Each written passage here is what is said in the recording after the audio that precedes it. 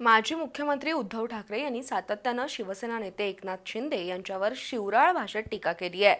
पण या टीकेला शिंदे यांनी शांतपणे केलेल्या विकास कामातून उत्तर दिलंय।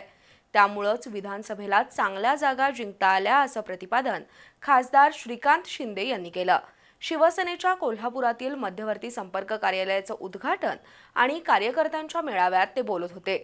दरम्यान स्थानिक स्वराज्य संस्थांच्या निवडणुकीत सर्वसामान्य कार्यकर्त्याला संधी मिळेल, नेत्यांनी कार्यकर्त्यांच्या विजयासाठी सक्रिय व्हावं अशी सूचना खासदार शिंदे यांनी केली।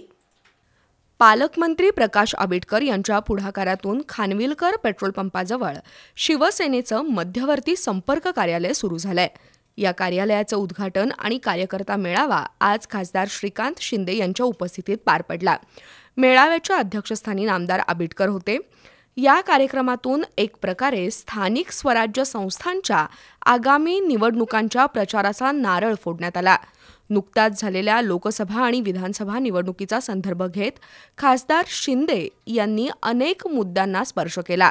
विशेषतः त्यांनी माजी मुख्यमंत्री उद्धव ठाकरे यांचा खरपूस शब्दात समाचार घेतला।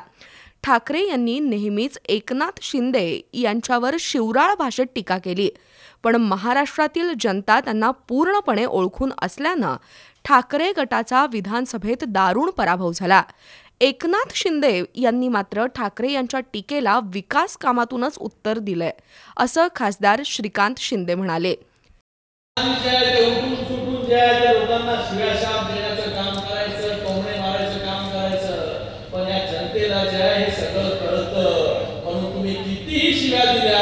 पण त्या शिव्यांचं उत्तर जे आहे शिंदे साहेबांनी शिव्यांमधून नाही दिलं, कामामधून दिलं। म्हणून लोक जे जनता जी आहे ती शिंदे साहेबांच्या बाजूने उभी राहिली। शिव्या देऊन तो समोरचा शिव्या देतो, पण आपण शिव्या द्यायचं हे शिंदे साहेबांचे संस्कार नाही, हे दिघे साहेबांचे संस्कार नाही, हे बाळासाहेबांचे संस्कार नाही। म्हणून शिंदे साहेबांनी नेहमी जे आहे हे कामाला प्राधान्य दिलं। जेवढा वेळ त्यांना मिळाला तेवढं त्यांनी काम केलं। उपमुख्यमंत्री एकनाथ शिंदे यांच्यावरील जनतेचा विश्वास वाढतो आहे। आगामी स्थानिक स्वराज्य संस्थांच्या निवडणुकांमध्ये सर्वसामान्य कार्यकर्त्याला संधी दिली जाईल, त्यामुळे नेत्यांनी कार्यकर्त्याच्या विजयासाठी कामाला लागावं असं आवाहन खासदार शिंदे यांनी केलं।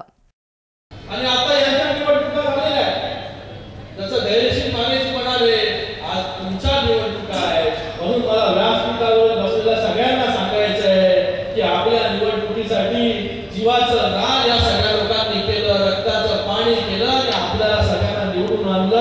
आता आपल्या सगळ्यांची जबाबदारी आहे की जिल्हा परिषद असेल आणि महानगरपालिका असेल, या सगळ्या लोकांना जे आहे आपल्याला निवडून जे आहे महापालिकेवरती जिल्हा परिषद नगरपालिका त्याच्यावरती शिवसेना महायुतीची सत्ता जी आहे या दोन्ही महानगरपालिका असतील, नगरपालिका असतील, जिल्हा परिषद असतील, या सगळीकडे आहे।